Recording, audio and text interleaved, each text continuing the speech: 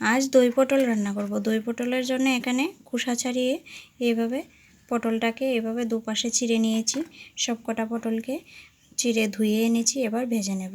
Brightness দিয়ে দিচ্ছি হলুদ গুঁড়ো, দিয়ে দিচ্ছি অল্প পরিমাণে নুন। এবার মেখে 10 মিনিট রেখে দেব। 10 মিনিট হয়ে গেছে, নুন হলুদ মাখিয়ে রেখেছিলাম, ভেজে নেব। এবার তেল গরম হয়ে গেছে, দিয়ে দিচ্ছি পটলগুলো।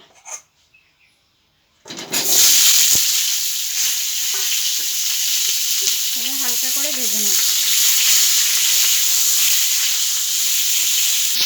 ঢাকা দিয়ে হালকা বাপিয়ে নেব। পটলটা ভেজে নিয়েছি, নামিয়ে নিচ্ছি। পটল ভাজির যে তেলটা হয়ে গেছে সেটাতেই ফোড়ন দিয়ে দিচ্ছি। দিয়েছি একটা শুকনো লঙ্কা, এলাচ, দারচিনি, লবঙ্গ, তেজপাতা।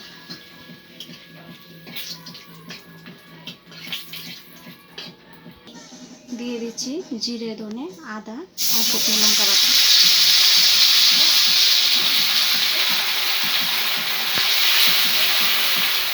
পটল ভাজির তেলটা তাই জন্য কালো হয়ে গেছে, হলুদ আর নুন।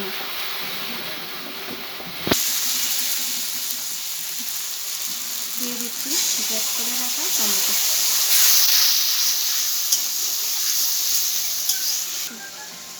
পরিমাণ মতো হলুদ, কাশ্মীরি লঙ্কা গুঁড়ো। মশলাটাকে ভালোভাবে কষিয়ে নেব।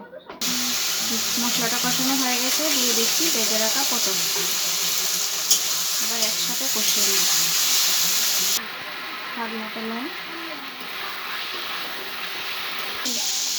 দিয়ে দিচ্ছি কাজু বাটা।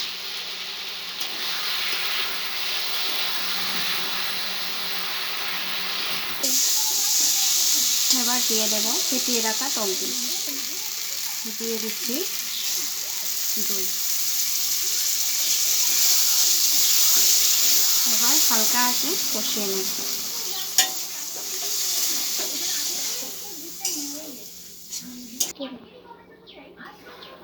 এবার একটু চিনি দিয়ে দেব। স্বাদের ব্যালেন্সের জন্য হালকা একটু মিষ্টি দিয়ে দিলাম। দই পটলটা হয়ে গেছে, এবার নামিয়ে নেব।